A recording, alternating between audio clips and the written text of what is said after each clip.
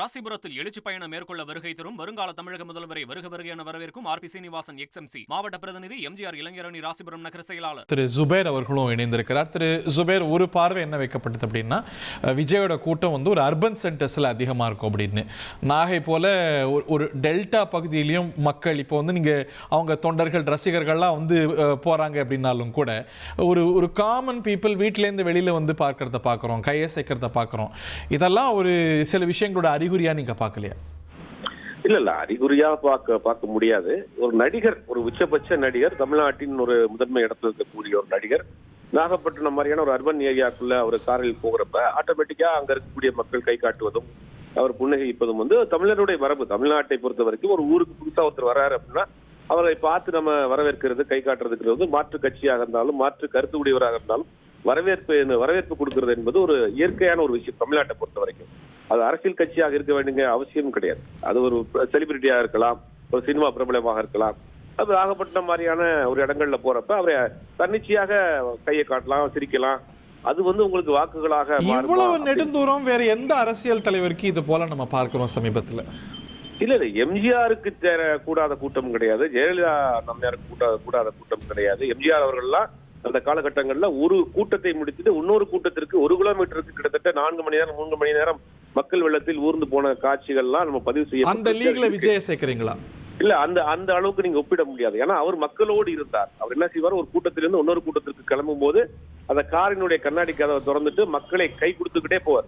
மக்களோடு இணைந்து கொண்டே இருப்பார். இவர் மக்களோடு அந்நிய பட்டியல நிக்கிறார்.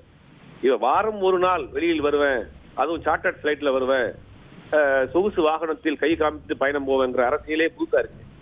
மக்களோடு அந்நியப்பட்டு மக்களோட வெளியில இருக்கிற இந்த அரசியல் தமிழ்நாட்டில் பார்க்கலையே. நீங்க இதுக்கு முன்னாடி கேட்டீங்க அந்த அம்மையார் ஜெயலலிதாவும் அப்படித்தான் இருந்தாங்கன்னு. ஆனா அவர்கள் போடி நாயக்கன் ஒரு தொகுதியில 89 நிக்கிறப்ப அவங்க போகாத சந்துகளே கிடையாது. அது வேற. அந்த அவங்களுக்கு அன்னைக்கு இருந்த ஒரு அவங்க பெண்ணாவும் இருந்தாங்க. அதனால அவங்க கொஞ்சம் டிஸ்டன்ஸ் மெயின்டைன் பண்ணாங்க. விஜயகாந்த் இருந்தாலும் நீங்க இப்ப அடுத்த நம்மளுடைய காலகட்டங்கள் 2008 எடுத்துக்கலாம், 2007 அந்த காலத்துல விஜயகாந்தனுடைய அரசியல் பயணம் எப்படி இருந்துச்சு? மக்களோட இருந்தாரு, கூட்டமா இருந்தா மக்களோடு இறங்கி நடந்து போகக்கூடிய ஒரு தலைவராக இருந்தார். அன்னைக்கு அவரும் ஒரு உச்சபட்ச நடிகராக இருந்தாரு. அந்த இதை பார்க்கணும் இல்லையா? நீங்க மக்கள் சேர்றாங்க. இப்ப ஏன் போன சனிக்கிழமை நடந்த திருச்சி கூட்டத்தில் இருந்த கூட்டம் இதுல இல்ல? நல்லா நம்ம பாக்குறோம், அந்த கூட்டம் இங்க இல்ல. இதே போல் தினந்தோறும் விஜய் போனார்னா கூட்டம் பெருசா சேராது. அது பாப்புலேஷன் சென்டர்ஸ் பொறுத்து இருக்குல்ல. திருச்சியோட பாப்புலேஷன் டென்சிட்டி என்ன, நாகையோட டென்சிட்டி என்ன, அதெல்லாமும் சேர்த்து பார்க்க வேண்டியிருக்குல்ல. திருச்சிக்கு நாகப்பட்டினத்துக்கு பெரிய வித்தியாசம் கிடையாது. இன்னைக்கு சாட்டர்டே லீவு வேற. சேரக்கூடிய மக்கள் அன்னைக்கு திருச்சியில இருந்த மக்கள் மட்டும் இன்னைக்கு சேரல. திருச்சியில் இருந்து சுத்தி இருக்கக்கூடிய ஒரு 4-5 மாவட்டங்களை சேர்ந்தவர்களுக்கு ஒரு வாரத்துக்கு முன்னாடியே இவங்க சொல்லி ஆட்களை திரட்டி ஒரு கூட்டத்தை காமிச்சு, நீங்க அந்த திருச்சி கூட்டத்திலே ஒரு விஷயத்தை நீங்க பார்க்கணும். விஜயினுடைய வேன் நிக்குது, பக்கத்துல இன்னொரு ஆம்புலன்ஸ் வழி விட்டு உள்ள போயிருது. அப்ப விஜய் அந்த வேன்ல இருந்து மைக்கை பிடிச்சி நீங்க கொஞ்சம் விலகுங்க, நாங்க அந்த பாயிண்ட்ல போய் பேசணும்னு சொல்லியிருந்தா கூட்டம் வெளியே இருக்குமா இல்லையா? அப்ப அந்த கூட்டத்தை அங்க கூட்டி அவர்கள் செய்யக்கூடிய அந்த சேட்டைகளை உள்ள உட்கார்ந்து ரசிக்கிறார். இன்னைக்கு எவ்வளவு சுலபமா போக முடிஞ்சு, அன்னைக்கு திருச்சியிலேயே பண்ண முடியல? இதே மாதிரி தினந்தோறும் மக்களை சந்திச்சாருன்னா அந்த போற இடத்துல 5000 பேர் 10,000 பேர் நின்னுப்பாங்க, கேட்பாங்க. அதோட அந்த கூட்டம் கலைந்து முடிஞ்சிடும்.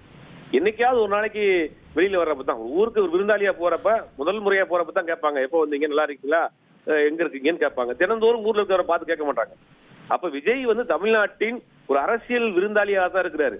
ஒன்னும் மக்களோடு கலக்கக்கூடியவராக இல்ல. இது தேர்தல் முடிவுகள் யாருக்கு 15% இருக்கு, 20% இருக்கும். அதெல்லாம் தேர்தல் முடிவுக்கு பிறகு தெரியும். கண்டிப்பாக கூட்டணி, ஒரு வலுவான கூட்டணி அமைக்கலன்னா விஜயினுடைய அரசியல் என்பது கேள்விக்குறிதான். அது தேர்தல் முடிவுகளுக்கு பிறகு தெரியும், அவருடைய கூட்டணி அமைப்புகளுக்கு பிறகு தெரியும். இன்னும் 6 மாதத்திற்கு இந்த கூட்டம் என்பது ஒரு நடிகருக்கு சேரக்கூடிய சராசரியான கூட்டம். இதுல பெரிய மாற்றமோ புரட்சியோ ஒரு எதுவும் வந்துட போறது இல்லை. நன்றி திரு ஜுபேர், தேங்க்யூ வெரி மச். நாகையில் அவர் சென்றடையக்கூடிய தூரம் இன்னும் இருக்கு. அங்கே குறுகலான சாலைகள், அங்கே வழி நடிகளும் அவங்களுடைய தொண்டர்கள் அணிவகுக்க அங்கே வீடுகள்லாம் அமைந்திருக்கக்கூடிய பகுதியில் அங்கே மக்கள் எல்லாமும் வெளியில் வரக்கூடிய காட்சிகள் எல்லாமும் பார்க்கின்றோம். இந்த கூட்டம் பற்றி, இதோட டென்சிட்டி பற்றி பல்வேறு பார்வைகள் இருக்கு. ராசிபுரத்தில் எழுச்சி பயணம் மேற்கொள்ள வருகை தரும் வருங்கால தமிழக முதல்வரை வருக என வரவேற்கும் ஆர் பி சீனிவாசன் எக்ஸ்எம்சி மாவட்ட பிரதிநிதி எம்ஜிஆர் இளைஞரணி ராசிபுரம் நகர செயலாளர்.